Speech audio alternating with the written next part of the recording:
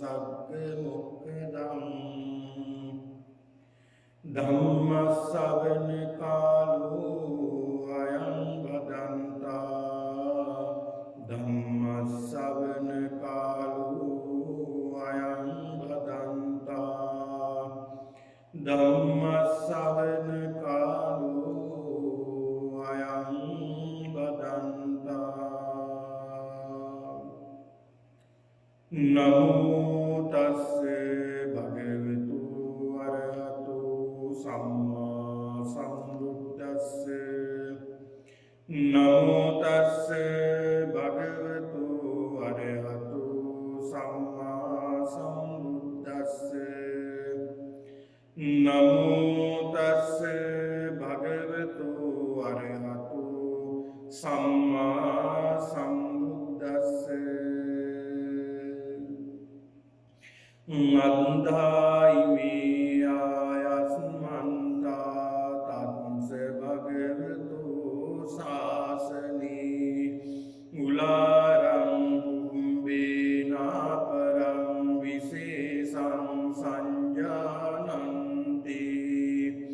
තථායිමේ ආයස්මන්තෝ හට්ඨ පාඨා උදංගා අබිරත රූපා පිනීතින්ද්‍රියා පරදලෝමා පන්න බුද්ධා විගභූතේන චේතසා විහරති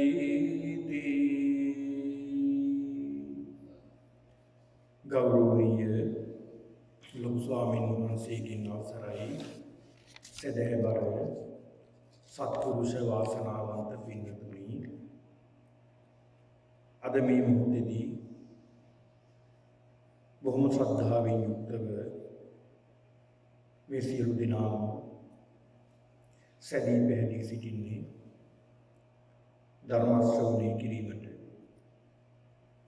ධම්ම ශ්‍රවණ කාලෝ වයම් වදන්තා මේ ධර්මයේ ශ්‍රවණය කිරීමට සුදුසු කාලයයි කියන එකයි සඳහන් කරන්නේ. නිසි කලට සුදුසු කලට ධර්මය ශ්‍රවණය කිරීම ඉතාමත් වටිනා කාරණාවක්. ඒක නිසා මේ ධර්මය අපි නිසි වෙලාවට නිසි කලට ධර්මය ශ්‍රවණය කිරීම ධර්මය සාකච්ඡා කිරීම සිදු කළ යුතුයි. මේ ගෞතම බුද්ධ ශාසනය පවතින තාක්කල් අපිට මේ ශාසනය ධර්මය අහන්නට දකින්නට ශ්‍රවණය කරන්නට පරිශීලනය කරන්නට ඒ අනුව හැසිරෙන්නට අපිට ශක්තිය තියෙනවා. නමුත් මේ සම්බුද්ධ ශාසනයේ පිරිහී ගිය කාලෙක අපිට මේ ධර්මය අහන්නට ලැබෙන්නේ නැහැ. දකින්නට ලැබෙන්නේ නැහැ. ශ්‍රවණය කරන්නට ලැබෙන්නේ නැහැ. පරිශීලනය කරන්නට ලැබෙන්නේ නැහැ. ධර්මයේ හැසිරෙන්නට ලැබෙන්නේ නැහැ. ඒ කාලය වෙනකොට ධර්මය අනුගමනය වෙනවා. මිනිස්සු අසත්පුරුෂයින් විදියටයි වැඩ කරන්නේ. ඒ කාල වෙනකොට මිනිස්සුන්ගේ සිත්වල තිබෙන සංතානගතව තිබෙන කෙලිස් දැඩිව වර්ධනය වෙන කාලයක්. රාගය ඉතාමත් බලවත් වෙනවා. ද්වේෂය ඒ තරමටම බලවත් වෙනවා. මුලාවීම මෙච්චර කියන්නට බෑ. ඒක නිසා පින්නතුනි අපිට තරමක හරි අවබෝධයක් වටහා ගන්නට පුළුවන්කම තිබෙනවා. අද වර්තමානයේ වෙනකොට මේ ධර්මයේ පවතින කාලයක මිනිස්සුන්ගේ හැසිරීම මෙහෙමනම් ධර්මයේ නැති කාලයක ධර්මයේ අතුරුදහන් කාලයක මේ ධර්මයේ එහෙම නැත්නම් මිනිස්සුන්ගේ චරිත ලක්ෂණ මොනතරම් විකෘති වෙයිද මොනතරම් වෙනස් වෙයිද මොනතරම් තිරිසන් ගති මිනිස්සු තුලින් ඉස්මතු වෙයිද කියලා අපිට වර්තමානයේ දකිනකොට අපිට හිතා ගන්නට පුළුවන්කම තිබෙනවා. ඒක නිසා පින්නතුනි මේ ධර්මයේ පවතින කාලයේ කෙසේ හෝ අපි පුළුවන් විදියට ධර්මානුකූලව ගත කරමින් ධර්මයට යොමු වෙමින් අපේ ජීවිතයේ ධර්මයේ අනුව හැදගස්ව ගන්නට පුළුවන්. ඒ ධර්මයේ පමණයි පින්නතුනි අපිට පිටට තියෙන්නේ. ඒක නිසා බුදුහාමුදුරුවෝ පෙන්නලා දුන්නේ ධම්මෝ හවේ නත්ති පිතාච මාතා. ධර්මයේ හැර වෙනත් මවෙක් පියෙක් නැහැ. අම්මා තාත්තට කරන්නට බැරි දෙයක් ධර්මයෙන් සිද්ධ කරලා දෙනවා. එහෙම කියන්නේ කොහොමද? පින්නතුනි අම්මා තාත්තට කරන්න පුළුවන් සීමාවක් තියෙනවා. දරුවන් මේ ලෝකෙට ජනිත කරන්නට පුළුවන්. දරුවන් හදන්නට වඩන්නට පුළුවන්, පෝෂණය කරන්නට පුළුවන්. කෑම බීම ටික ලබා දෙන්නට පුළුවන්. ඒ වගේම ආදරයේ සෙනෙහස අඩුවක් නැතුව දෙමාපියන්ට දරුවන්ට ලබා දෙන්නට පුළුවන්. ඒ විතරක් නෙවෙයි හොඳ අධ්‍යාපනයක් ලබා දෙන්නට පුළුවන්. රැකී ආරක්ෂා ලබා ගන්නට කටයුතු කරන්නට පුළුවන්. ආවාහ විවාහ සිද්ධ කරලා දෙන්නට පුළුවන්. ගෙවල් දොරවල් ඉඩකඩම් මේ සියල්ල හරියම්ම කරලා දෙන්නටත් පුළුවන්. හැබැයි මරණාසන්න මොහොතට වැටිලා අසරණ තත්ත්වයටපත් වුණොත් ඒ අම්මට බෑ, ඒ තාත්තට බෑ අපිව සුගතියට පමුණවන්නට. එහෙනම් ඒ සුගතියට පමුණවන්නට එකම දේ තියෙන්නේ ධර්මය. ඒක නිසායි බුදුහාමුදුරුවෝ පෙන්නලා දුන්නේ. ධම්මං විනා නත්ති පිතාචම. ධර්මයේ හැර මවෙක් පියෙක් නැහැ කියලා බුදුහාමුදුරුවෝ පෙන්නලා දුන්නේ ඒකයි. ඒක නිසා බුදුහාමුදුරුවෝ දේශනා කළේ නිතර ධර්මය පරිශීලනය කරන්න, ධර්මයට අනුව හැඩ ගැහෙන්න කියලා බුදුහාමුදුරුවෝ පෙන්නලා දුන්නා. ඒ කාරණේ නිසා මේ පින්නතුන් මේ වැඩසටහන් වලට නිරන්තරව විහාරස්ථාන සම්බන්ධ වෙන්නේ. විහාරස්ථානයේ සිදු කරනු ලබන සෑම පින්කමකටම මේ අත්ව හැකියාවෙන් සම්බන්ධ වෙන්නේ, දායක වෙන්නේ අන්නේ කාරණාව නිසා. ඒට හේතුව තමයි අපි කවුරුත් මැරෙනවා. ඒ මැරෙන නිසා අපි කොහොම හරි මේ ධර්මයේ දියුණු කරගන්නට ඕන කියන උතුම් චේතනාව ඇති කරගන්නවා. බුදුහාමුදුරුවෝ පෙන්නලා දෙන පින්නතුනි හරියට හිස ගිනිගත්ත කෙනෙක්. හිස ගිනිගත්ත කෙනෙක් කොහොමද හැසිරෙන්නේ? අපි උදාහරණයක් විදිහට හිතුවොත් යම් කිසි ආකාරයකින් අපි වැඩක් වලක් නිරත වෙනකොට එහෙම නැත්නම් නිවසේදී ආහාර පිසින වෙලාවේදී කෑම උයන වෙලාවේදී අපේ හිස මොකක් හරි හේතුවක් නිසා ගිනි ගන්නවා. ඒ ගිනි ගන්න අවස්ථාවේ අපි මොකද කරන්නේ? කොහොමද අපි හැසිරෙන්නේ? බුදුහාමුදුරුවෝ පෙන්නලා දෙනවා ඒ හැසිරෙන්නේ කොහොමද අපි? අර සියලුම වැඩ කටයුතු අවසන් කරලා මේ ගින්න නිවා ගන්නවා කියලා හිතනවාද? එහෙම හිතන්නේ නැහැ. අර වැඩ සියල්ලම පැත්තකට දාලා අපි පළවෙනි කාරණාව වෙන්නේ හිස ගිනි ගන්නවා නම් මේ මොහොතේ මේක නිවා ගන්න. අන්න ඒ වගේ ධර්මයේ හැසිරෙන්න කියලා බුදුහාමුදුරුවෝ පෙන්නලා දෙනවා. හිස ගිනි ගත්ත කෙනෙක් වගේ. ඇයි එහෙම දේශනා කරේ? ඒ පොඩ්ඩක් හිතලා බලන්න ඕනේ ඇයි බුදුහාමුදුරුවෝ මේ විදිහට පෙන්නලා දුන්නේ දේශනා කළේ?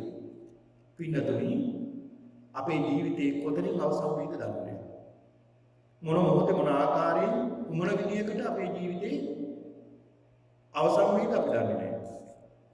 මේ බණ කිය ඉන්න මට තව මොහොතකින් මගේ මරණය සිද්ධ වෙන්න ඉඩ තියෙනවා. ඔබට මට කියන්න බෑ එහෙම වෙන්නේ නැහැ. ඔබට කිසිමයි. ඒ තරම් අවිනිශ්චිතයි අපේ ජීවිතේ.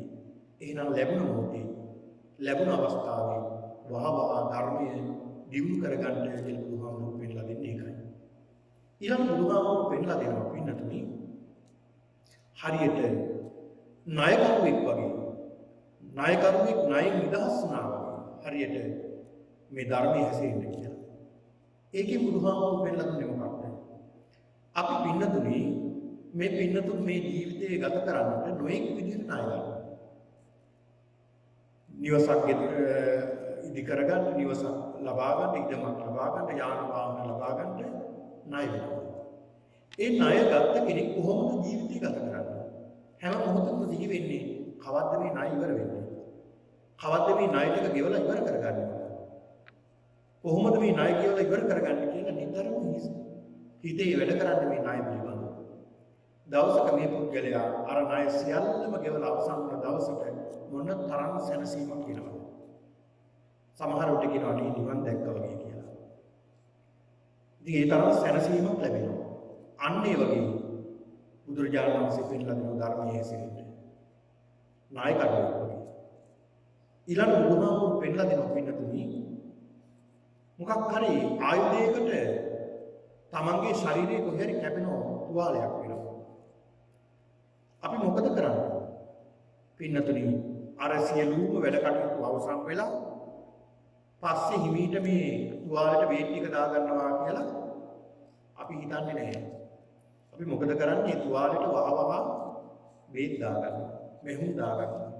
ඒ ටික කරගෙන තමයි අනිත් වැඩ ගැන හිතන්නේ. අන්න ඒ වගේ ධර්මයේ හැසිරෙන්න කියලා බුදුහාමුදුරු පෙන්නලා දෙනවා. ඉතින් මේ උදාහරණ බුදුහාමුදුරු පෙන්නලා දුන්නේ ඒ තරම් වටිනවා මේ ධර්මයේ හැසිරීම. ඒ තරම් වටිනවා පින්නතුනි. ධර්මයේ තුල ජීවත් වෙන කෙනාට කවදාවත් වරදින්නේ නැහැ. අපි කවුරුත් අසරණ වෙන තැනක් තමයි මරණය. එතනදී අපි අසරණ වුණොත් පින්නතුනි ආය අපිට ගැලවීමක් නැහැ. අපි කොහේ උපත්ති ලබයිද නැහැ. ඒක නිසා මේ මරණයදී හිත ශක්තිමත් කරගන්නට පුළුවන් නම් ධර්මයේ තුලින් දියුණු කරගන්න පුළුවන් නම් මේ මරණය දිහා ධර්මානුකූලව දකින්න පුළුවන් නම් මේ පුද්ගලයා හරි ප්‍රබල පුද්ගලයෙක් බවට පත් වෙනවා. ආර්ය ශ්‍රාවකයෙක් බවට පත් වෙනවා.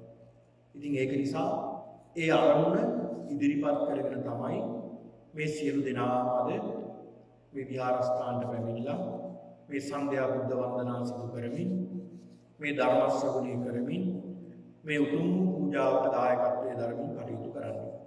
අද මේ පින්කමේ දායකත්වයේ දරමින් කටයුතු කරන්නේ ඒ ලොකුගමගේ පවුලේ පින්නතුන් සියලු දෙනා එකතු පාදා වෙලා. ඒ වරුණ, යසෝදා, රවීන්, රත්නසූරිය පවුල, මధుර, ඩයනා, දියනගේ සහ නෙත්තිනි, තෙනුජ පවුල, ඒ වගේම චන්න, ගයානි, යතාරා කියන මේ සියලු දෙනා එකතු වෙලා අද මේ උතුම් පින්කම දායකත්වයේ දරමින් කටයුතු කරනවා. ඒ දායකත්වයේ දරමින් මේ පින්නතුන් අරමුණු කරගන්නේ විශේෂයෙන්ම ඒ සහභාගී වූ සියලු දෙනාට සෙත් ප්‍රාර්ථනා කිරීමත්, ඒ වගේම සියලු දෙනාගේ මියගිය ඥාතීන්ට පින් අනුමෝදන් කිරීමත්, මෑතකදී මිය පරලෝකයේ දයා හේවාපතිත මහත්මයාට පුණ්‍යානුමෝදනා කිරීමත් කියන මේ උතුම් වූ අරමුණු ඉදිරිපත් කරගෙන තමයි මේ උතුම් පින්කම සිදු කිරීම දායකත්වයේ දරන්නේ. ඒක නිසා මේ පින්නතුන් මේ ඉදිරිපත් කරගෙන තිබෙන සියලු අරමුණු ඉෂ්ට සිද්ධ වේවා. මේ උතුම් වූ ධර්මානුශාසනාවේ කුසල බලයෙන් මේ පින්නතුන් සිතන පතන සියලු කටයුතු සාර්ථකමත් භාවයට පත් කරගන්නත්, මේ පින්නතුන් මනමින් මියගිය සියලු දෙනාට පුණ්‍යානුමෝදනා පිණිසත් මේ උතුම් වූ ධර්ම දේශනාව හේතු වාසනාම වේවා කියලා ප්‍රාර්ථනා කරගෙන ධර්ම ශ්‍රවණය කරා. හොඳයි පින්නතුනි, බුදුරජාණන් වහන්සේ ඒ දඹදිව ඉන්දියාවේ වැඩ ඉන්න කාලෙදී උන්වහන්සේ ඒ දඹදිව බොහෝ තැන්වලට උන්වහන්සේ වැඩම කළා. උන්වහන්සේ ගම් නියම්ගම් පසු කරමින් බුදුරජාණන් වහන්සේ මිනිස්සුන්ට ධර්මය කියලා දෙන්නට නොයෙක් විදියට උන්වහන්සේ කටයුතු කළා. උන්වහන්සේ යොදුන් ගණන් පයින් වැඩම කළා. ඒ තරමට උන්වහන්සේ සත්වයා කෙරෙහි පතලා වූ අනුකම්පාව තිබුණා උන්වහන්සේට. ඒ අනුකම්පාව නිසා තමයි උන්වහන්සේ බෝසත් අවදීදී දානය විවිධ ආකාරයෙන් පාරමිතාවක් විදියට කටයුතු කළේ. පාරමිතා 10ක් අංග සම්පූර්ණ කළේ. තමගේ ජීවිතය පවා යන නොසිතමින් උන්වහන්සේ මේ සත්වයා සසරින් ගොඩට දමන්නට ඕනේ කියලා උන්වහන්සේ කටයුතු කළේ. මේ සංසාරයේ මේ සත්‍යය විඳින දුක උන්වහන්සේ දැක්කා. ඒ විතරක් නෙවෙයි, සිද්ධාර්ථ කුමාර නමින් උත්පත්ති ලැබලා උන්වහන්සේ සියලු සැප සම්පත් අතහැරලා සියලු දේ අතහැරලා උන්වහන්සේ වනගත වුණේ මේ අරමුණ නිසා.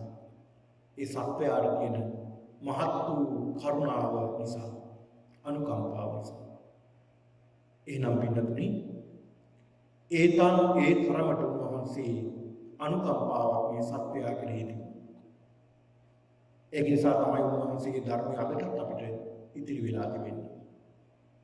ඒක නිසා මේ පිරිසිදු ධර්මයේ පින්නතුනි මේ තිබෙන්නේ. ත්‍රිපිටකය අද අපිට කියවන්නට පුළුවන්. එදා පළවෙනි ධර්ම සංගායනාවෙන් පසුව වික්ෂුන් වහන්සේලා මහරහතන් වහන්සේලා ගත තීරණයට අනුව ඒ සංගායනාව නිසා පරම්පරාවෙන් පරම්පරාවට මේ ධර්මයේ නොනැසී පැවතුණා. ඒ පිරිසිදු ධර්මය අදටත් අපට අහන්නට ලැබෙනවා. දකින්නට ලැබෙනවා, කියවන්නට ලැබෙනවා. හැබැයි ඒ අතරතුර අධර්මයක් පැතිරෙනවා. ධර්මයේ පැතිරෙන්නේ කුමන තරමටද? ඒ තරමටම අධර්මයක් බැබලෙනවා. අධර්මයක් ඉදිරිපත් වෙනවා. ඒක නිසා ඔබ හොඳට මතක තියාගන්නට ඕනේ කාරණාව. ධර්මයෙන් ඔබ පෝෂණය වෙන්නට උන, නිවැරදි ධර්මයේ කුමක්ද කියලා හඳුන ගන්නට උන, ත්‍රිපිටකය ඔබ පරිශීලනය කරන්නට ඕන. එතකොට අර අධර්ම කාරණා මොනවද කියලා ඔබට අවබෝධ කරගන්නට පුළුවන්කම තිබෙනවා. නිවන ගැන කරන විස්තර තියෙනවා, විවරණ තියෙනවා. ධර්මයේ ගැන කරන විස්තර විවරණ තියෙනවා. ඒවා අපිට වෙන් කරලා අඳුර ගන්නට පුළුවන්. මේ ධර්මයේ මේ අධර්මයේ කියලා වටහා ගන්නට පුළුවන්කම තිබෙනවා. ඉතින් ඒක නිසා මෙන්න මේ කරුණු කාරණා පිටේ තබාගෙන මේ පින්නතුන් ධර්මයේ ශ්‍රවණය කරන්න. පින්නතුන් ඉන්දියාව කියන්නේ මහා විශාල රටක්, රාජ්‍යයක්. මේ ඉන්දියාවට දඹදිව කියලා අපි සඳහන් කරන්නේ. මේ දඹදිව රාජ්‍ය පාලනය ගත්තාම, දඹදිව රාජ්‍ය පාලනය ගත්තාම සමහර අවස්ථාවල සමහර ප්‍රාන්ත තිබුණා, සමහර රාජ්‍යයන් තිබුණා රාජ්‍යතාන්ත්‍රික, සමහර රාජ්‍යයන් තිබුණා ගණතන්ත්‍රික. මේ විදිහේ පාලනයක් තමයි තිබුණේ. මේ ඉන්දියාවේ ඒ බුදුරජාණන් වහන්සේ වැඩ ඉන්න කාලේ ජනපද තිබුණා. ජනපද කියන්නේ රාජ්‍යයන් 16ක් තිබුණා. ජනපද කියලා මේවට කියන්නේ. ඒවට කියනවා 12 මහා ජනපද. මේ ජනපද 16න් ඉතාම ප්‍රබල ජනපද 4ක් තිබුණා.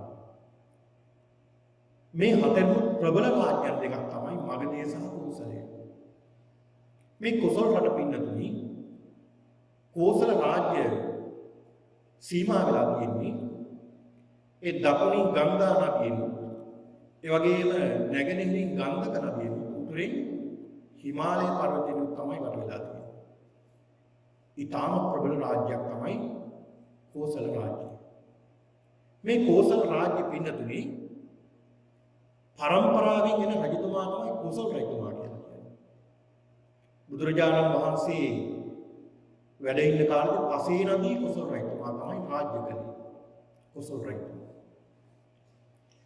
මේ කොසල් රජතුමා පින්නතුනි බුදුරජාණන් වහන්සේගේම වයසේ හිටපු කෙනෙක්. ඒ වගේම තමයි මේ කොසල් රජතුමා මුලින් ඒ තරම් ශ්‍රද්ධාවක් වෙන්නුම් කරපු කෙනෙක් නෙමෙයි තවර කාලේ. ඒ තරම් ශ්‍රද්ධාවක් වෙන්නපු කෙනෙක් නෙවෙයි. මේ කොසල් රජතුමා ගැන පසු කාලීනව බුදුරජාණන් වහන්සේ කොසල් රජතුමාට යම් යම් දේශනාවන් සිද්ධ කළා තිබෙනවා. ඒ දේශනාවන් ඇතුළත් වුණ දේශනා මාලාවක් තියෙනවා. සංයුක්ත නිකායේ කෝසල සංයුත්තේ කියලා. ඒකේ කොසල් රජතුමාටම පමණක් දේශනා කරපු යම් යම් සූත්‍ර තියෙනවා. ඉතින් ඒක නිසා පින්නතුනි මම අද මේ පින්නතුන්ට මාතෘකා කරගත්තේ බුදුරජාණන් වහන්සේ සහ කොසල් රජතුමා අතර ඇති වුණ සංවාදයක් ඇතුළත් සූත්‍ර දේශනාවක් මම මාතෘකා කරගත්තා. ඒ තමයි මජ්ක්‍ධිම නිකායේ මජ්ක්‍ධිම පඤ්ඤාසය. ඒ කියන්නේ මූල පඤ්ඤාසය, මජ්ක්‍ධිම පඤ්ඤාසය, උපරි පඤ්ඤාසය කියලා පඤ්ඤාසය කියලා 50යි.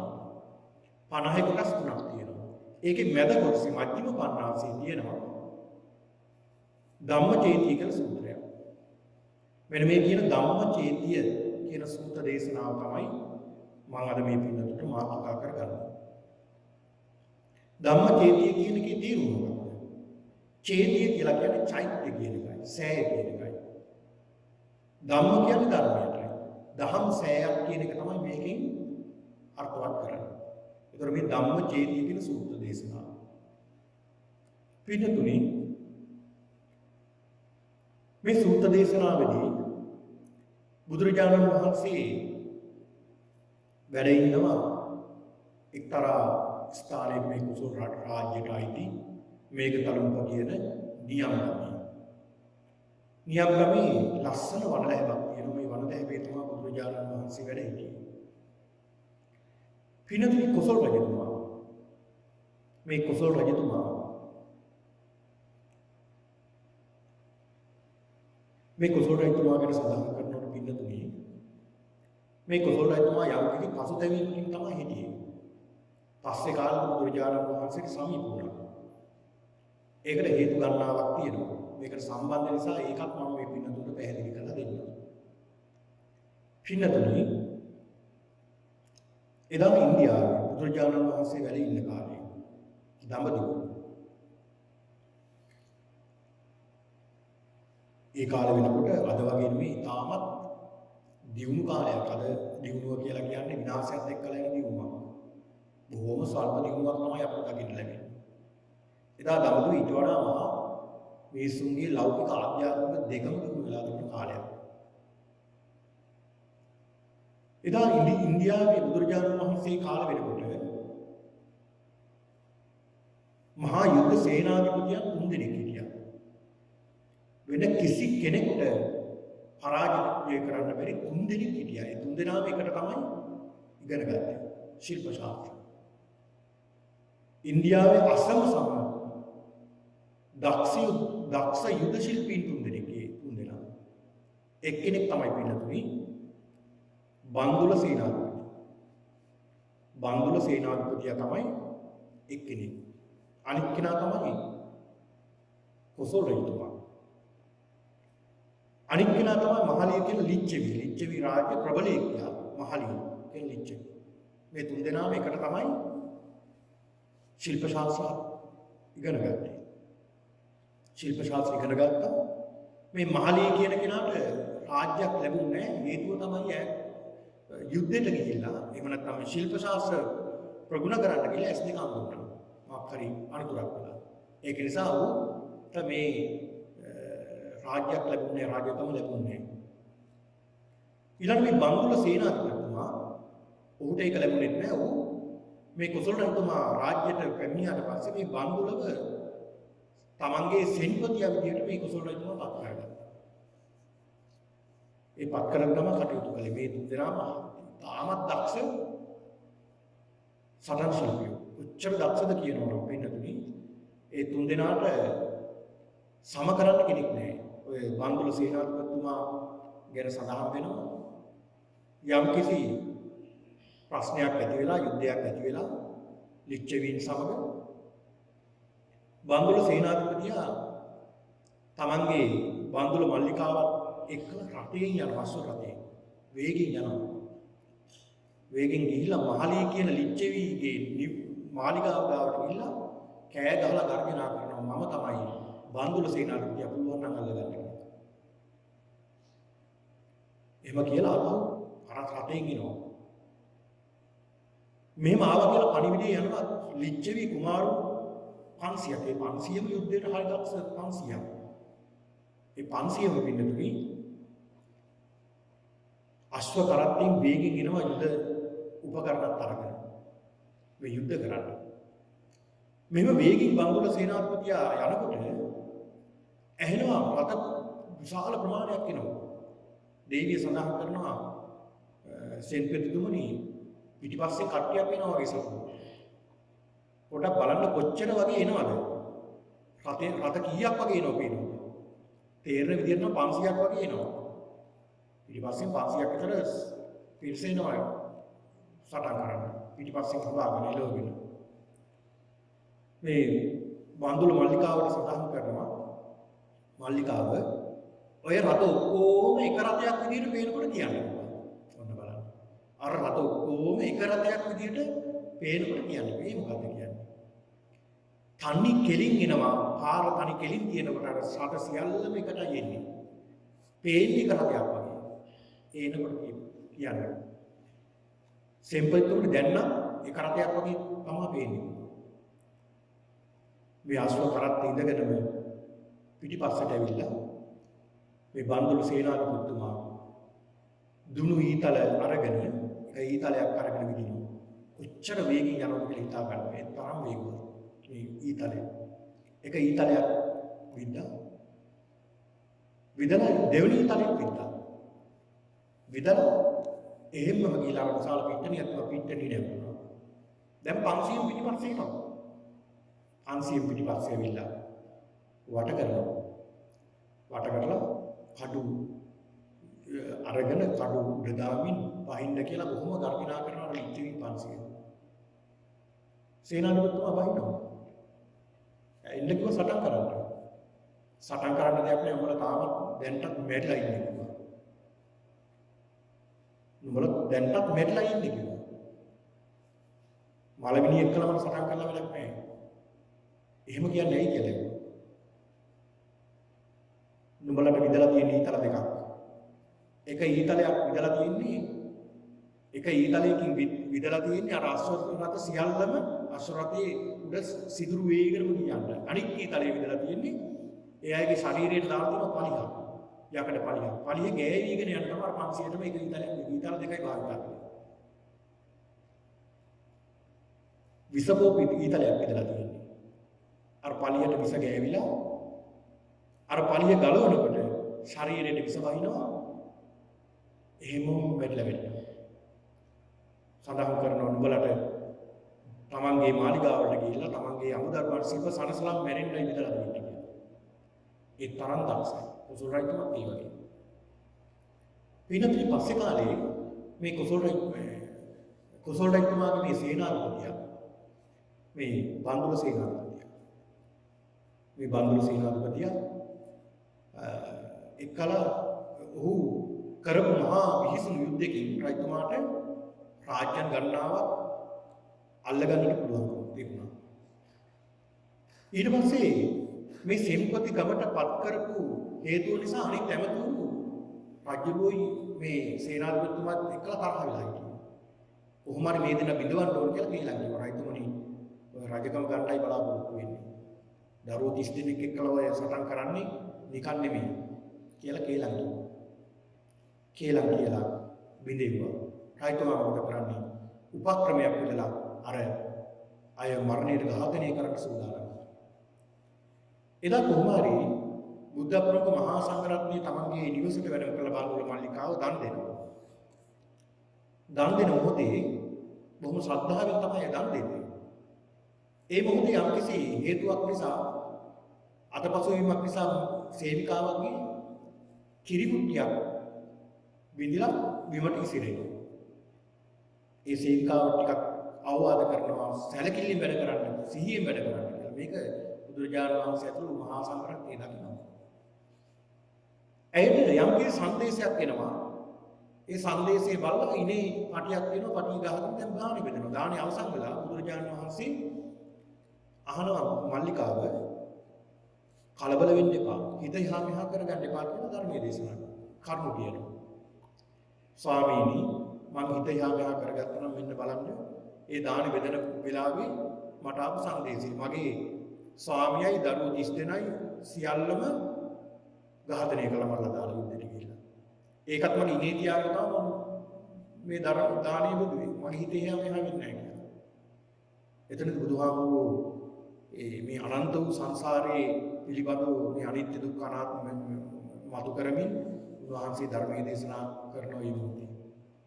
ඉතින් මෙන්න මේ හේතුව නිසා පින්නතුනි ඊට පස්සේ කොසල් රජතුමා නැවත මේ බන්දුල සේනාධිපතිගේ මාලිගාවට ඇවිල්ලා අහනවා බන්දුල සේනාධිපති ඇතුළු දරුවෝ 30 දෙනා රජකම් බලාපොරොත්තු නැහැ රජතුමනි. කවදාවත් එහෙම දෙයක්.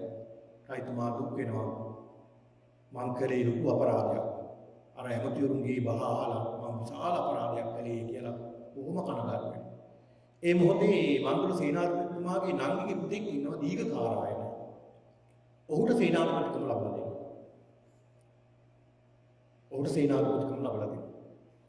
මේ සූත්‍රයේ පින්නතුනි මේ රජතුමා අමතනවා දීඝකාරායන අපි මට යන්නට උනේ නගර සංචාරය යන්නට උනේ. ඇවිදින්නට යනවා. ඒ රයිතුමා නිතර ඇවිද්දා කියනවා. මොකද ওই ප්‍රශ්නේ නිසා. මොකද අර කරපු දේ නිසා ඌව ඒක අවුල් වෙලා තිබුණේ ඒක නිසා ඇවිදිනවා.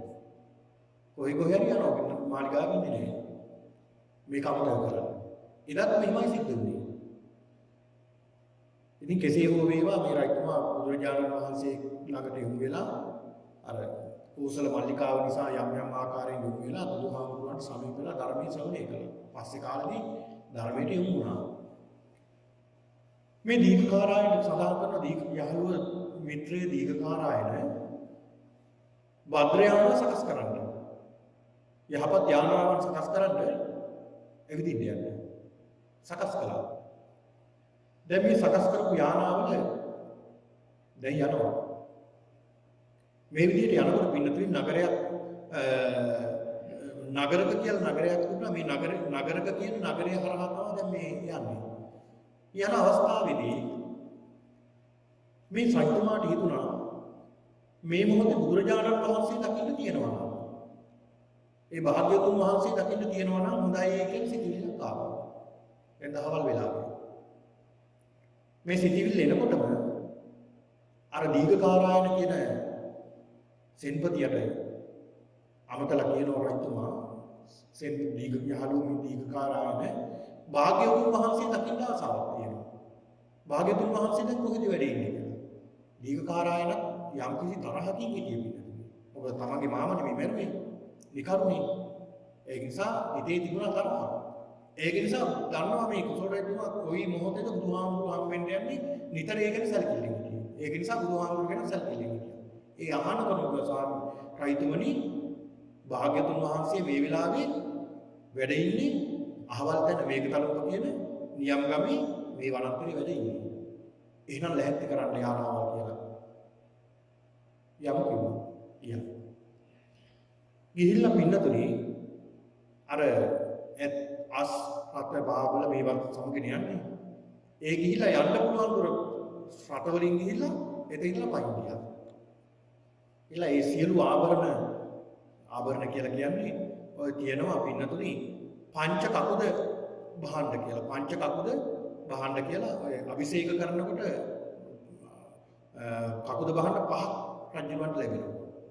ඒ තමයි එකක් තමයි වල් විදුනාව කියලා කියනවා. අනික මිරිවැඩි සංගල, අනික සඳහන් වෙනවා මගුල් කඩුව, ඊළඟට සේසත, ඊළඟට නලල් පටිය. මෙන්න මේ පහ මේ පංච කකුද බහන්න සියල්ලම ගලවලා දුන්නා දීඝකාරායන්ට තියාගන්න. මම භාගතුන් බුදුහාමුදුරුවෝ බලන්න යනකොට මේ සියල්ල අයින් කළා. ඒ තරම් ගෞරවයි බුදුහාමුදුරුවන්ට. ඒ තරම් එදා හිටපුවයි බුදුහාමුදුරුවෝ ගෞරවයෙන් සියල්ල එකක් කරලා අයින් කරලා බොහොම සල්ලා දැන් අර විසාකාවත් එහෙමනේ. තමන්ගේ මහා මේඝ පළඳනාවත් පැත්තකින් තියලා තමයි ගියේ. බුදුහාමුදුරුවෝ බලන්න යනකොට. මේ රයිතුමා මේ විදියට තමයි ගියේ. දැන් ඉදිරියට යනවා ගිහින් ස්වාමීන් වහන්සේලා වැඩ ඉන්න ගස් මුල වල බණ භාවනා කරනවා. විවේකීව වැඩ ඉන්න වනාන්තරේ. ඒක ස්වාමීන් වහන්සේලාම ගාවට ගිහිල්ලා අහනවා ස්වාමීනි භාග්‍යවතුන් වහන්සේ කොහෙද වැඩ ඉන්නේ? දැන් මේ ස්වාමීන් වහන්සේලා දන්නේ නැහැ කොතන රජුරෝ කියලා මේ සියලු ආභරණ ගලවලා නෙවිලා තියෙනවා සියල්ලම.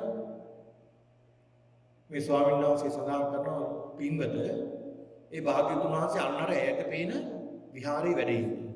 ඔය දිගටම පාර තියෙනවා එතනින් ගිහිල්ලා ආලින්දට යන්න. ආලින්දයට ගිහිල්ලා පොඩ්ඩක් රැල් දුරු කරන්න. ඒ කියන්නේ ගුර පාදන්න. පාදල දොරට තුන් පාරක් තට්ටු කරන්න. භාග්‍යවතුන් වහන්සේ දොර විවෘත කරાવી කියලා. මේ රයිතුමත් මේ විදියටම අර ආලින්දයට ගිහිල්ලා දොරට තට්ටු කරනවා. පිටුතුරේ සඳහන් වෙන දොරට තට්ටු කරනකොට ඒ භාග්‍යවතුන් වහන්සේ දැන් ඔය ඒකේ ක්‍රම තුනක් තියෙනවා කියලා. මධ්‍යම ප්‍රමාණයෙන් දොරට තට්ටු කරනවා නම් මේ මිනිස්සෙක් වෙනවා. ටිකක් ඉහළින් දොරට තට්ටු කරනවා නම් දෙවි කෙනෙක් වෙනවා. පල්ලෙහින් දොරට තට්ටු කරනවා නාගයෙක්. මේ දොරට තට්ටු කරන ක්‍රමයෙන් දැනගත්ත භාග්‍යවතුන් වහන්සේ මේ මිනිස්සෙක් කියලා තියෙනවා. වෙනදී කවදාවත් බුදුහාමුදුරුවෝ එවිලා වැඩම කරලා දොර විවෘත කරන්නේ නැහැ. ඒ උන්වහන්සේගේ භාග්‍යයක්. උන්වහන්සේ අධිෂ්ඨාන කරන දොර විවර වෙනවා.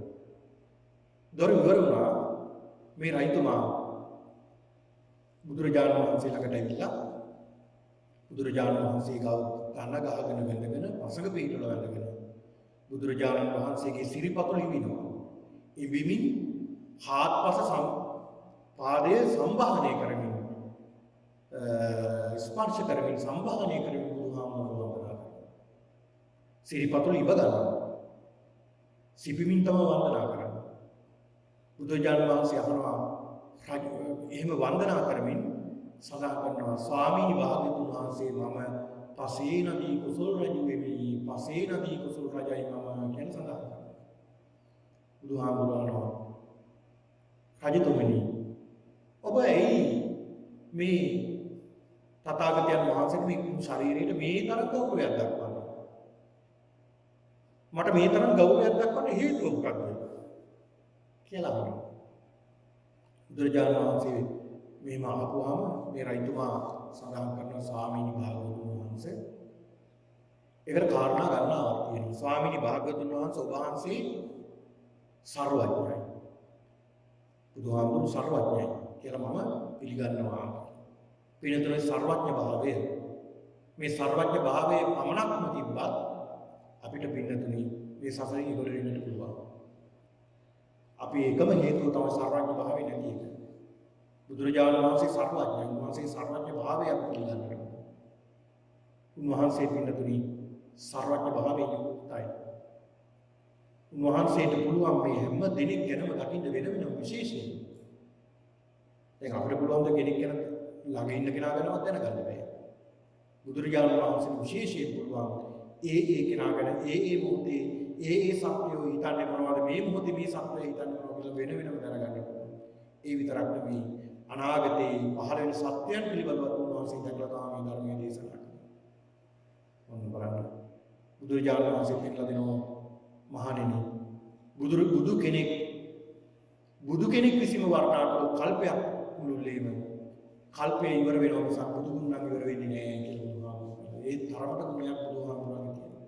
මෙන්න මේ කියන බුදුරජාණන් වහන්සේ සර්වඥ ධර්මයේ ස්වාක්කාතයි මහා සංඝරත්නයේ සුපටිපන්නයි කියලා ස්වාමීනි මම විශ්වාස කරනවා. මට පුදුම ශ්‍රද්ධාවක් ගැන තියෙන්නේ සුභාන්සේ සර්වඥයි ධර්මයේ ස්වාක්කාතයි මහා සංඝරත්නයේ සුප්‍රතිපන්නයි කියලා මට පුදුම ශ්‍රද්ධාවක් තියෙන්නේ කියලා සාක්කාතයි ධර්මයේ මේ මොහොතේ ප්‍රතිඵල ලබා ගන්න පුළුවන් ධර්මය. මහා සංඝරත්නයේ සුප්‍රතිපන්නයි ඍජු ප්‍රතිපත්තියෙන් යුක්තයි මහා සංඝරත්නය. මෙන්න මේ කියන බුද්ධ ධම්ම සංඝ කියන තුනුරුවන් කෙරෙහි මට පුදුම ප්‍රසාදයක් ස්වාමීනි තියෙන. ඒකයි මේ විදිහට වන්දනා කරන්නේ කියලා සඳහන් කරනවා. මේ සඳහන් කරන පින්නතුනි ස්වාමීනි භාග්‍යවතුන් වහන්සේ කරන කාරණාවක් කියන්නේ. ස්වාමීනි මම මේ කුසල රජේ රජතුමා. මේ රටේ නොඑක් විදිහට නොඑක් ආකාරයෙන් ශ්‍රමණ බ්‍රාහ්මණයෝ විවිධ ආගමිකයෝ ඉන්නවා. මම දකින්න සමහර ආගමිකයෝ ශ්‍රමණ බ්‍රාහ්මණයෝ එය වසර ගණනාවක් ඒ තමන්ගේ ආගමට බැඳිලා කටයුතු කරනවා. අවුරුදු 10 20 30 40 50 60 ඒ අය මේ විදිහට තපස් රැකගෙන සමහරු විවිධ විදිහට තමන්ගේ බුද්ධ සමාදන් වෙනවා. මේ විදිහට කටයුතු කරනවා. ඒ කටයුතු කරලා අවසානයේදී ඒ අය පස්සේ කාලෙදී ඒ ශ්‍රමණ භාවය අයින් වෙලා නැවත ගිහි ජීවිතය ගත කරනවා. අර ශ්‍රමණ භාවය අයින් කරලා ගිහි ජීවිතය ගත කරනවා. ඒ අය එක්කලා කතා කරනකොට මේ ශ්‍රමණ භාවයේ කටුක බව කතා කරනවා. සඳහන් කරනවා. හරි කටුකයි මේක. හරි අමාරු දුෂ්කරයි කියලා. ස්වාමීනි ඒ අය වසර 20 30 40 මේ විදිහට තමන්ගේ ආගම වෙනුවෙන් කටයුතු කළේ. හැබැයි පස්සේ කාලෙකදී අය එකකින් ඉවත් වෙනවා. ස්වාමීනි ඔබ වහන්සේගේ ශ්‍රාවකයෝ එහෙම නෙමෙයි. ඔබ වහන්සේගේ ශ්‍රාවකයෝ හරි සතුටින් ඉන්නේ. අවුරුදු ගණන් උන්වහන්සේලා මේ ශාසනයට එකතු වෙලා ධර්මයේ දිනු කරත් උන්වහන්සේලාගෙන් කවදාවත් දකින්න නැහැ අකමැත්ත. බොහෝම කැමැත්තෙන් උන්වහන්සේලා කටයුතු කරන්නේ. උන්වහන්සේලා කවදාවත් සිවුරු අතහැරලා යන්නේ නැහැ.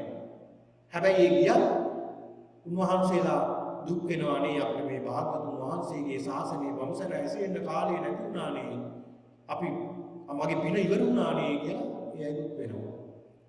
ස්වාමීනි මෙන්න මේ කාර්යය නිසා ඔබ වහන්සේ සර්වඥයි ධර්මයේ ස්වාක්ඛාතයි මහා සංඝරත්නයේ සුපටිපන්නයි කියලා මට පුදුම ශ්‍රද්ධාවක් තියෙන්නේ පිළිගන්නවා කියලා සඳහන් කරනවා.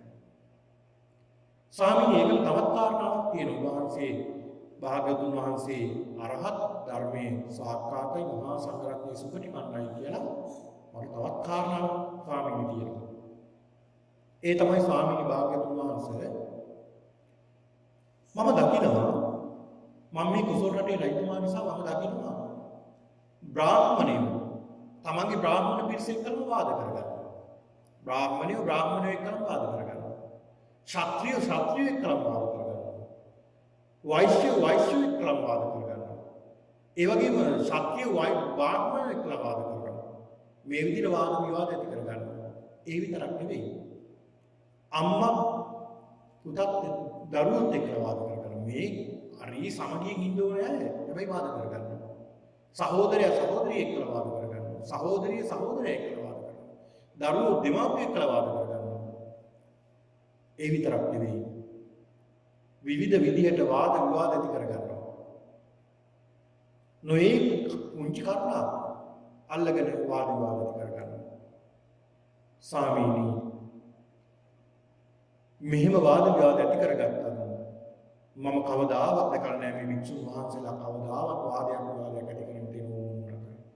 ඒ තරම් සමගියෙන් වහන්සේලා වාසය කරන්නේ. හරීම සමගියෙන් පුදුමාකාර සමගියෙන් සතුටින් වහන්සේලා වාසය කරන්නේ. මෙන්න මේක භාග්‍යවතුන් වහන්සේ මේ කාරණාව නිසා භාග්‍යවතුන් වහන්සේ අරහත් ධර්මයේ ස්වාක්ඛාතයි මහා සංඝරත්නයේ සුපටිපන්නයි කියලා විශ්වාස කරනවා. සුපටිපන්නයි කියලා මට පුදුම ශ්‍රද්ධාවක් තියෙන්නේ කියලා සඳහන් කරනවා. ස්වාමීනි මම ඒකට තවත් කාරණාවක් කියන්නම්. ස්වාමීනි භාග්‍යවතුන් වහන්සේ මම දකිනවා මේ කෝසල රාජ්‍යයේ ඉන්නවා වෙනත් මහාන බමුණු. දැන් බුදුහාමුදුරන් කාලේ හිටියා වෙන ශ්‍රමණ බ්‍රාහ්මණයෝ හිටියා ආජීවක නිගණ්ඨක අචේලක පබ්බජික මේ විදිහට නොයෙක් ශ්‍රමණ කණ්ඩායම් හිටියා. ස්වාමීනි මේ අය මම දැකලා තියෙනවා ඒ අය හරි කුස කියන්නේ කෙට්ටු. සමහර විට නාන්නෙත් නැහැ. කොණ්ඩේ පීරලක් නැහැ. අවුරුදු ගානකින් කොණ්ඩේ පීරලා නැහැ. රවුල කපලා නානනේ. ඇඳුමක් පිරිසිදු කරගන්න. හරි අපවිත්‍රයි. දකින්නකොට හරි අප්‍රසන්නයි. එකපාරක් දැක්ක ස්වාමීනි මම ආයෙත් දෙවෙනි පාර බලන්න හිතෙන්නේ නැහැ. ඒ තරම් අප්‍රසන්නයි. ඒ ශ්‍රමණ බ්‍රාහ්මණය. හරිම අප්‍රසන්නයි. දැන් අදටත් ඉන්නවා ඉන්දියාවේ නිගණ්ඨ පිරිස්. අවුරුදු ගානකින් කොණ්ඩේ කපලා නැහැ. රවුල කපලා නැහැ. නාන්නේ නැහැ. ඒ අය ඉතාමත් අපිරිසිදු විදියට තමයි ඉන්නේ. මොකද ඒ අය හිතනවා ඒක තමයි වෘතය කියලා. එහෙම හිතීමෙන් පව් සෝදා හරින්න පුළුවන් කියලා. පව් නැති කරන්න පුළුවන් කියලා. එකවරක් දැක්කොත් නැවත ස්වාමීන් මට දකින්න හිතෙන්නේ නැහැ. ඒ තරම් අපවිත්‍රයි.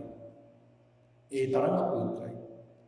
ස්වාමීනි කවදාවත් මම මේ ශාසනයේ ඔබ වහන්සේගේ ශ්‍රාවකයෝ එහෙම දැකලා නැහැ. ඒ ශ්‍රාවකයෝ හරි සතුටින් පිරිසිදුව පැහැපත්ව හරි ලස්සනයි වහන්සේ දැකීමක් ප්‍රියමනාපයි. එක සැරයක් බැලුවොත් දෙවෙනි සැරේ නම් හිතලා බලන්න වෙයිද? අද්දායි මේ ආයස්මන්තා තස්ස භගවතු ශාසනේ කුලාරම් පුබ්බේනාරම් විශේෂං සංජානන්ති මේ වික්ෂුන් වහන්සේලාගේ විශේෂයක් දකිනවා. තථායි මේ ආයස්මන්තෝ හට්ටපහට්ටා ස්වාමීනී මහා වික්ෂුන් වහන්සේලා හට්ටපහට්ටා කියන්නේ තුටු පහටු කියන හරි සතුටින් ඉන්නේ. උදග්ගා ඔද වැඩි කිය සින්නට වෙන්නේ. හරි සතුටු සිතක් ඇති කරගෙන ඉන්නේ. අභිරත රූප උන්වහන්සේලාගේ රූපය හරි ප්‍රසන්නයි. පිනීත ඉන්ද්‍රිය පිනාගේ ඉඳුරන් තියෙන්නේ. පරදලෝම පරදවුත්තා පරදලෝම පන්නවුත්තා මිගදූතේන චේතු විහෙරති. හරියට මෝපොව වගේ. එයි මේ මෝපොවට උපමා කරන්නේ මේ වික්ෂුන් වහන්සේලා ඒකට කාරණාවක් මූපුව කොහොමද මූ? මුවන්ට පුළුවන් හිතුණු තැනකින් පැන් බොන්න පුළුවන්. හිතුණු තැනකින් ආහාර ගන්න පුළුවන්. හිතුණු තැන වදින්න පුළුවන්. වික්ෂුන් වහන්සේලාත් එහෙමයි. උන්වහන්සේලා එක තැනක් කියලා නැහැ. උන්වහන්සේලා තමන්ට හිතුණු තැනකින් අද පිටපාතේ ලබා ගන්නවා. අද මේ ගහ යට වැඩ ඉන්න ඕනේ කියලා අද හිතුනොත් එතන වැඩ ඉන්නවා. අද මේ ප්‍රදේශයේ ධර්මයේ ප්‍රචාරය කරන්න ඕනේ කියලා හිතුනොත් මේ ප්‍රදේශයට වඩිනවා. උන්වහන්සේලාට අරමුණක් නැහැ. ඒ කියන්නේ නිශ්චිත තැනක් උන්වහන්සේලාට නැහැ. උන්වහන්සේලා මේ විදිහට කටයුතු කරන්නේ. මෙන්න මේක නිසා තමයි මූකෝවන්ට මිගබූතේන කියසෝ මිගබූතේන යෝකෝ කියලා උපමා කරලා තියෙන්නේ. ඒක වැරදි විදිහට සමහර තැන්වල මහා වංශී විග්‍රහ කරනවා පින්නතුනි. ඒක අවස්ථාවක සඳහන් වෙනවා. ওই ධර්මාශෝක රජතුමා. ওই ධර්මාශෝක රජතුමා ගේ මල්ලි කෙනෙක්. එකම මල්ලි සහෝදරයා. එයා විතරයි මරන්න නැතුව ඉතුරු කළේ මේ ධර්මාශෝක රජතුමා. මේ තිස්ස කියන මේ කුමාරයාට මෙහෙම සිතිවිල්ලක් ඇති වෙනවා. ඒ තමයි මේ ස්වාමින් වහන්සේලාට වික්ෂුන් වහන්සේලාට හරියට මෝපෝවා කියන්නේ. ඒ කියන්නේ මොකක්ද ඒකෙන් අර්ථවත් වෙන්නේ? මොකක් කැමති දෙයක් කාලා කැමති තැනක වැටලා ඉන්නවා. මේ ස්වාමින් වහන්සේලාට දෙන ගිතෙල්ල ආදී අනුභව කරලා ඉතින් දානීය අනුභව මේ වළඳලා උන්වහන්සේලා සිතු දේ කරනවා. කියලා සිතිවිල්ලක් ආවා. ඒ සිතිවිල්ල ආව විතරක් නෙවෙයි රජතුමාට කියලා කිව්වා රජතුමනි මේ මෙහෙම සිතිවිල්ලක් මට තියෙනවා මෙහෙම කියලා. දැන් මේ ධර්මාශෝක රජතුමා කල්පනා කළා මේ සිතිවිල්ල තේරුම් කරලා දෙන්න ඕන. මේක වැරදි සිතිවිල්ලක් කියලා එහෙමද? එහෙනම් මම ඒක තේරුම් කරලා දෙන්නම් කියලා සඳහන් කරනවා. නුඹට මම සතියකට රජකම දෙනවා. සතියකට මේ රජකම නුඹට දෙනවා. හැබැයි සතිය ඉවරුනහම දවස් 7 ඉවරුනහම 8 වෙනි දවසේ නුඹ හිසගසා දාලා මරනවා. 8 වෙනි දවසේ නුඹ මරලා දානවා. දවස් 7ක් රජකම් කරනවා කියලා රජකම බාරනවා. දන්නවා විවාහයෙන් මරනවා. ඇයි? ඔක්කොම සහෝදරයෝ මෙරුව මාව විතරයි ඉතුරු කරන්නේ. මාව මරන්න එක ඉතර දෙයක් නෙවෙයි. ඒක නිසා මාවත් ඝාතනය කරනවා තමයි. දැන් අර කුමාරයා රජකම් බාර අරගෙන දවස් 7ම රජකම් බාරගෙන හිටියා. ඉතලා දවස් 7 ඉවර වෙලා රජතුමා අහනවා කොහොමද තිස්සේ රජකම හොඳට කළාද? අනේ මොන රජකමද රජතුමනි හැම තිස්සෙම මරණ බියෙන් මම හිටියේ. හැම තිස්සෙම කොයි වෙලාවෙ මගේ මරණය සිද්ධ වෙයි. දැන් මේ දවස් 7 ඉවර වෙනකොට ඔබතුමා මාගේ බෙල්ල කපලා දානවා මොතෙන් කියලා මම සිටිවිල්ලේ මම ඉන්නේ කියලා. එහෙනම් මතක තියාගන්න කිව්වා.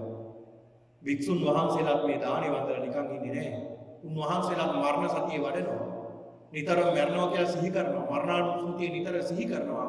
එහෙම තමයි උන්වහන්සේලා ජීවත් වෙන්නේ කියලා. ඔන්න මතක තියාගන්න. ඔන්න බලන්න. මෙන්න මේකෙන් සඳහන් කරන මිගබූතේන චේතසෝ කියන්නේ හරියට මොකෝ වගේ හරි සැහැල්ලුවෙන් උන්වහන්සේලා බොහොම සතුටින් ජීවත් වෙනවා. මෙන්න මේක නිසායි ස්වාමීන් වහන්සේ අරහත් ධර්මයේ සාක්කාතයි මහා සංඝරත්නයේ සුපටිපන්නයි කියලා අපට පුදුම ශ්‍රද්ධාවක් තියෙන්නේ කියලා සාධනාව දෙනවා. ස්වාමීන් භාග්‍යතුන් වහන්සේ ඒකට තවත් කාරණාවක් කියනවා. ස්වාමීනි මම මේ වෙනස් ශාස්ත්‍රවරු සමග මම කතා කරලා තියෙනවා. වෙනස් ශාස්ත්‍රවරු මට දකින්න ලැබෙනවා. වෙනස් ශාස්ත්‍රවරු තමන්ගේ ගුරුවරයෙක් කියලා ගෝලයෝ වාද විවාද කරගන්නවා. ගුරුවරයා ධර්මයේ කියලා දෙනකොට ගෝලයෝ එහෙම නෙමෙයි ඕක අසත්‍යයක්. මේකයි සත්‍යය. ගුරුතුමනි මේකයි සත්‍ය කියලා හරියට කැහෙරු ගහනවා. නොඑක් විදිහට වාද විවාද ඇති කරගන්නවා ගුරුවරයාත් එක්කලා. ස්වාමීනි වෙනස් ශාස්ත්‍රවරුන්ගේ ගෝලයෝ එහෙමයි. හැබැයි ඔබ වහන්සේගේ ශ්‍රාවකයෝ කවදාවත් ඔබ වහන්සේ කරන වචනයක්වත් නුඹට කතා කරන්නේ නැහැ. ස්වාමීනි ඒකට මම උදාහරණයක් කියන්නම්. ස්වාමීනි දවසක් මම නගර සංචාරය කරන මොහොතේ ස්වාමින් වහන්සේලාට ධර්මයේ දේශනා කරන භාග්‍යතුන් වහන්සේ මමත් පිරිස කෙරවලින් ස්වාමින් වහන්සේලා වික්ෂුන් වහන්සේලා කෙළවරින් මම හිටියා. මෙහෙම ඉන්නකොට හරි ලස්සන සිදුවීමක් දැක්ක භාග්‍යතුන් වහන්සේ. ඒ තමයි එක ස්වාමින් වහන්සේ නමකට කැස්සක් ආවා. ඒ ස්වාමීන් වහන්සේ බොහොම අමාරුවෙන් කැස්ස පාලනය කරගන්න උත්සාහ කළා.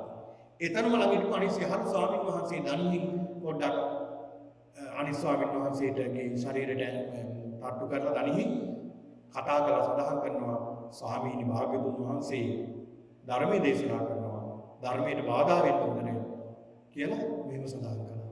ස්වාමීනි හරි පුදුමයි කිසිම බාධාවක් නැතුව ඔබ වහන්සේට ශ්‍රවණයේ ධර්මයේ ශ්‍රවණය කරනවා.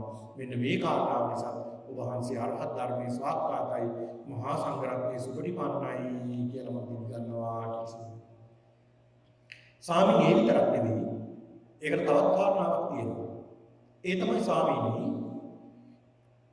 මම දැකලා තියෙනවා ය සමහර බ්‍රාහ්මණයෝ සමහර ක්ෂත්‍රියෝ සමහර වෛශ්‍යයෝ සමහර ආජීවක නිගණ්ඨක ආදී පිරිස් ඒ ශ්‍රමණ ගෞතමයන් වහන්සේ මේ ප්‍රදේශෙට දැන් මේක අහවල් කාලේ එනවා. මේ එනකොට අපි මේ වාදය හදාගමු. මේ වාද කරන්න මේ කාරණා හදාගමු. මේ කාරණා ටික හදාගෙන අපි ප්‍රශ්න අහමු. ඒ ප්‍රශ්නේ අහලා මේ ප්‍රශ්නේ මෙහෙම කිව්වොත් මේ අපි මෙහෙම උත්තරයක් දෙන්න. මෙහෙම කිව්වොත් මෙහෙම උත්තරයක් දෙන්න කියලා සියල්ලම හදාගන්නවා. ඉන්දියාව කියන්නේ වාද පිටියක්. අද වගේ නෙමෙයි. ආයේ හිතා ගන්න බැරි ප්‍රශ්න අහන්නේ. හිතා ගන්න බැරි ප්‍රශ්න අහන්නේ. ඒ තරම් දක්ෂයි කියලා වාද කරනවා. ඔය සත්‍යක කියන්නේ එහෙම කෙනෙක්. සත්‍යක කියන්නේ එහෙම කෙනෙක්. සත්‍යකත් ඇවිල්ලා අවසානට කියන්නේ මම ගෞතමයන්ව පරාජය කරනවා. හරියට ගෞතමයන්ව පරාජයටපත් කරලා ඉහින් කනින් දාඩිය දාන තරමට මම ප්‍රශ්න අහලා තරක් දෙනවා. එයා තමයි එන්නේ. එහෙම තමයි ආවේ. අවසානට බුදුහාමුදුරේ එක ප්‍රශ්නයක් ඇහුවේ. සත්‍යකට හිටිතෙන් අමතක වුණා. හිටිතෙන් අමතක වුණා. සත්‍යක උත්තර දෙන්න කිව්වා. මොකද ආත්මය පිළිබඳව තමයි ආත්මය නිට්ටයයි කියලා තමයි වාදයට ආරම්භය. මේ සියලු ප්‍රශ්න උත්තර ඔක්කොම හදාන ආවේ මේ වාදයක. සත්‍යක නුඹත් එක්කම වාද කරනවා. හැබැයි සත්‍යක නුඹ සත්‍යවාදී වෙන්න ඕනේ කියලා. හරි සත්‍යවාදී වෙන්න ඕනේ. වාද කළා. අවසානට පරාජයටපත් වුණා.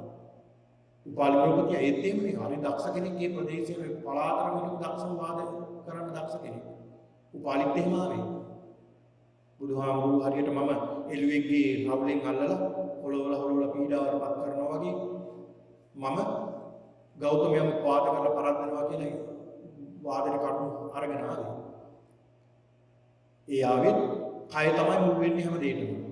ආත්මය නිට්ටයයි කියලා හදාගෙන ආවේ. ඒකම ප්‍රශ්නයයි නේද?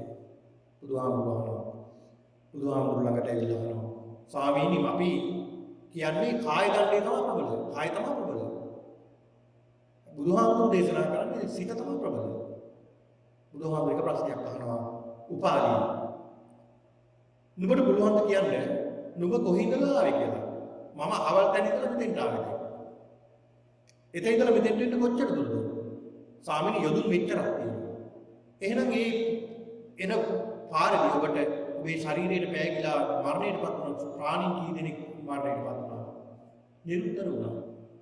ඒ කය මුල් වෙනවා නම් කයින් දැනගන්න බෑ. ඔබ ආත්මය නිට්ටයයි කියලා කියනෝ නේද? එතකොට ඔබේ ඔය ඇහැ නිට්ටද අනිත්‍යද කියලා මේ විදිහට පෙන්නලා දෙනවා. අවසානට මේ උපාලිය පරාජයටපත් කළා. ඒ බුදුහාමුදුරන්ගේ ශ්‍රාවකයෙක් වුණා. මේ කුසල රජතුමා මේ පිළිබඳව ආරංචි වෙලා කුසල රජතුමා සඳහන් කරනවා. ස්වාමීන් මට ආරංචි වෙනවා.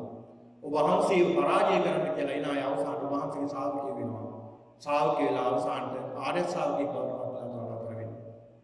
ස්වාමීනි මෙන්න මේ කාරණාව නිසා ඔබ වහන්සේ අරහත් ධර්මයේ ස්වාක්ඛාතයි මහා සංඝරත්නයේ සුපටිපන්නයි කියලා මට පුදුම ශ්‍රද්ධාවක් ඇති වෙලා තිබෙන්නේ කියලා සඳහන් කරනවා.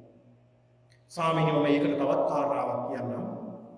ඒ තමයි ස්වාමීනි ඔබ වහන්සේ පිළිබඳව මට පුදුම ශ්‍රද්ධාවක් ඇති වෙලා තිබෙන්නේ. බුදුහාමුදුරුවනේ මගේ ඉන්නවා ඉසිදත්ත පුරාණ කියලා වඩුව දෙන්නේ. ඉසිදත්ත සහ පුරාණ කියලා වඩුව දෙන්නේ. වඩුව කියන්නේ ඉංජිනේරු. මේ ඉංජිනේරු දෙන්නට ගෙවල් හදලා දීලා තියෙන්නේ මම. පඩි දෙන්නේ මම. කීර්ති ප්‍රශංසා පිටස ලබලා දීලා තියෙන්නේ මම. සියලු පහසුකම් සපයලා තියෙන්නේ මම. මම නිසා තමයි උන් ජීවත් වෙන්නේ. ස්වාමීනි මට හිතුණා දවසක් මේ දෙන්න මොනතරම් මට පක්ෂපාතද කියලා බලන්න මට හිතුණා. ඉතින් පිරිසෙන් ඈත් වෙලා අර දෙන්නත් එක්කලා ගියා සංචාරයකට. ඉතින් රාත්‍රී වුණා, හැන්දෑ වුණා මම අපි 3 දෙනාම එක්තරා මිනිස්සු අඩු ප්‍රදේශයක ශාලාවක නවතෙන් ගත්තා. නවතෙන් අරගෙන දැන් රාත්‍රිය වෙනකම් මම එක තැනක නිදාගත්තා. දැන් මේ දෙන්න මුල්ලක වෙලා සාකච්ඡාව. මම බලනවා මොනවද මේ දෙන්නගේ සාකච්ඡාව. පොඩ්ඩක් කන් තියලා බලනකොට භාග්‍යතුන් වහන්සේ වෙන නෙමෙයි සාකච්ඡාව ඔබ වහන්සේගේ ධර්මය ගැන කතා කරන්නේ. ඔබ වහන්සේගේ ධර්මය ගැන මේ දෙන්න ධර්ම සාකච්ඡාවක් කරන්නේ. මේ දෙන්න බොහෝ මධ්‍යම රාත්‍රිය වෙනකන් ධර්මීය සාකච්ඡා කළා. හරිම සතුටුයි ස්වාමීනි. ඒ දෙන්න ඔබ වහන්සේ කෙරෙහිම ප්‍රසාදයට පත්වන ධර්මීයමයි සාකච්ඡා කළා. ස්වාමීනි භාග්‍යතුන් වහන්සේ ඒක නෙමෙයි. පුදුම වෙන්න කාරණා. ස්වාමීනි ඒ දෙන්න නිින්දට යනවා. දැන් බොහෝ රාත්‍රී භාගයටපත් වෙලා නේද? අපි එහෙනම් නිින්දට යමු. ඒ භාග්‍යතුන් වහන්සේ කොයි ප්‍රදේශයකද වැඩ ඉන්නේ? ඒ ප්‍රදේශයට අපි හිස යොමු කරමු කියලා වහන්සේ වැඩ ඉන්න පැත්තට හිස යොමු කරුවා. මං ඉන්න පැත්තට කකුල් දෙක ආවා. ස්වාමීනි මං නිසා යැපෙන්නේ. මං නිසා තමයි ජීවත් වෙන්නේ. මම තමයි මේ අයට පඩි දෙන්නේ. නිවස් ගෙවල් හදලා තියලා තියෙන්නේ මම. හැබැයි මට නෑ එහෙම ගෞරවයක්. වහන්සේට ඒ දුන්නු ගෞරවයක්. මෙන්න මේ කාරණාව සත්‍ය වහන්සේ අරහත් ධර්මයේ ස්වාක්ඛාතයි මහා සංඝරත්නයේ සුපටිපන්නයි කියලා මට කොහොම සද්ධාාවක් තියෙන්නේ කියලා සඳහන් කරනවා. ස්වාමීනි තවත් කාරණාවක් එකට කියන්නම්. ස්වාමීනි භාග්‍යතුන් වහන්සේ ඔබ වහන්සේ කොසල් රාජ්‍යයේ කෙනෙක්. කොසල් රාජ්‍යයට අයිති කෙනෙක්. මමත් කොසල් රාජ්‍යයේ කෙනෙක්. ඔබ වහන්සේ ශාක්‍රීය වංශිකයෙක්. මමත් ශාක්‍රීය වංශිකයෙක්. ඔබ වහන්සේ 80යි මමත් දැන් 80යි. අපි දෙන්නම සමානයි. මෙන්න මේ කාරණාව සත් ඔබ වහන්සේ කෙරෙහි පුදුම ශ්‍රද්ධාවක් තියෙනවා. ඔබ වහන්සේ අරහත් ධර්මයේ ස්වාක්ඛාතයි මහා සංඝරත්නයේ සුපටිපන්නයි කියලා පිළිගන්නවා. මේ සඳහන් කළ බුදුහාමුදුරන්ට වන්දනා කරලා මේ රජතුමා එහෙමම ප්‍රදක්ෂිනා කරමින් පිටිපස්සෙන් ගිහිලා යන්න යනවා. එළියට ගියාට පස්සේ තමන්ගේ සේනාව සියල්ලම නැහැ. පණිවිඩයක් කියලා ගිහිලා තියෙනවා සේවිකාවක් කියලා. ඒ තමයි රාජ ජීවිතේට කැමැත්තක් තියෙනවා නම් ආසාවක් තියෙනවා නම් පස්සෙන් එන්න එපා. ආය රාජ්‍යයට එන්න එපා. දීඝකාරායන රාජ්‍ය අල්ලගෙන ඒක ඒ රාජ්‍ය දීලා තියෙනවා විදුඩක කියන කුමාරයාට. රාජ්‍ය අල්ලගෙන ඒ කියන්නේ කොසල් රජුගේ පුතාට දීලා තියෙනවා. දැන් සේවිකාවක් විතර ඉතුරු වෙලා ඉන්නේ.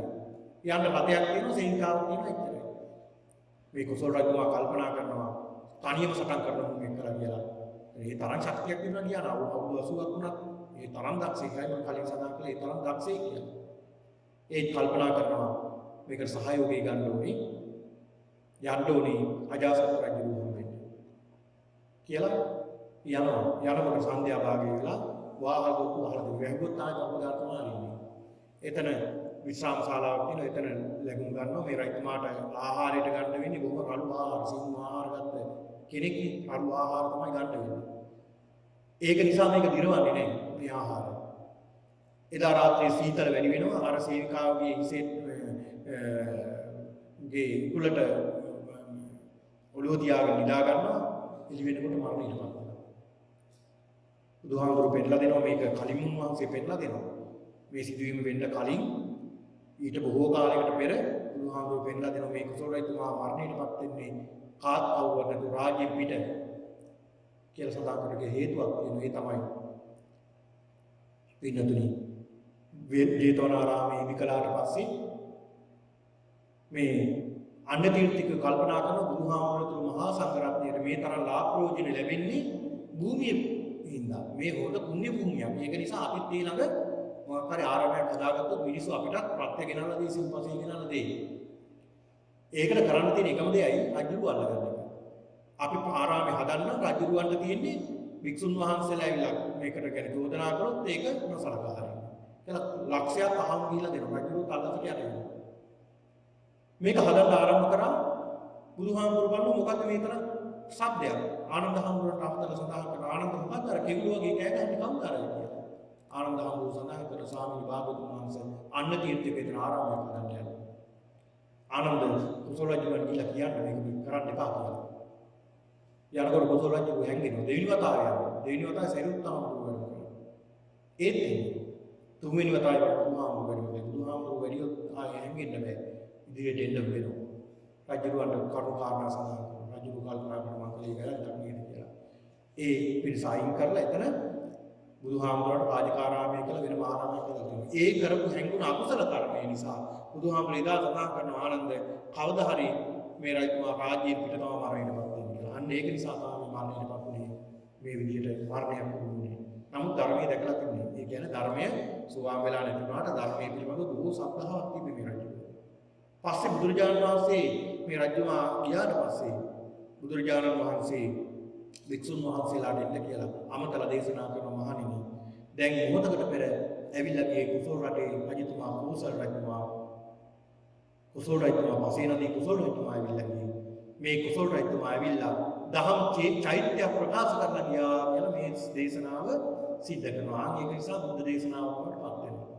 ඉතින් ඒක නිසා මේ රජතුමා සිද්ධ කළ මේ දේශනාව මේ කතාව බුදුරජාණන් වහන්සේ වික්ෂුන් වහන්සේලා සඳහන් කරන මේ බුදුරජාණන් වහන්සේ අරහත් ධර්මයේ ස්වභාවයයි මහා සංඝරත්නයේ සුපටිපන්නයි කියන මේ කාරණා හත පිළිබඳව විස්තර කරන බුදුරජාණන් වහන්සේ. ඉතින් ඒක නිසා මෙන්න මේ කාරණා පිළිබඳව අපිත් හිතේ ධාරණය කරගෙන අපිත් බුදුරජාණන් වහන්සේ පිළිබඳව ශ්‍රද්ධාව ඇති කරගන්න ඕනේ. උන්වහන්සේගේ සර්වඥතාවය පිළිබඳව අපි අවබෝධය ලබා ගන්නට ඕනේ. ධර්මයේ ස්වභාවයයි කියන නිහිමක් ගාව තියෙන්න ඕනේ. ඒ වගේ මහා සංඝරත්නය සුපටිපන්නයි කියන මේ උතුම් චේතනාව අපේ හිතේ තියාගන්නට ඕනේ. ඒ නිසා කල්පනා කරගන්න අද මේ උතුම් ධර්මානුශාසනාව සිදු කරමින් ශ්‍රවණය කරමින් පින් සිද්ධ කරගන්නට යෙදුණා. මේ සිද්ධ කරගත්තා වූ සියලු කුසල ශක්තිය තුලින් අපි ප්‍රාර්ථනා කරමු අද දවසේ මේ උතුම් පින්කම සිද්ධ කිරීම දායකත්වයේ දරන්නේ ඒ ලොකුගමගේ පවුලේ සියලු දෙනා විසින් මේ දායකත්වයේ දරන්නේ ඒ වරුණ යසෝදා රවීන් රත්න සූර්ය පවුල ඒ වගේ මధుර ඩයනා දියනගේ සහ නෙත්තිනි තෙනුජ පවුල සහ චන්න ගයානි යතාරා කියන මේ පින්නතුන් සියලු දෙනාමත් එකතු වෙලා මේ උතුම් පින්කමේ දායකත්වයේ දරනවා. අද මේ උතුම් පින්කම සිද්ධ කරමින් මේ තමන්ගේ බලාපොරොත්තු වශයෙන් දයා හේවාපතින මහත්මයාට පින් දීමත් සභාභාගී වූ සියලු දෙනාගේ ප්‍රසිද්ධ ප්‍රාර්ථනා කිරීමත් සියලු දෙනාගේ මියගේ ඥාතීන්ටත් පින් අනුමෝදන් කිරීමට මේ උතුම් පින්කම සිද්ධ කරන්නේ සියලු දෙනාටත් යහපතක්ම සිද්ධ වේවා පින් අනුමෝදන් වේවා සියලු දෙනාට උතුම් චතුරාර්ය සත්‍ය අවබෝධයේ පිණිස මේ පින්කම හේතු වාසනා වේවා කියලා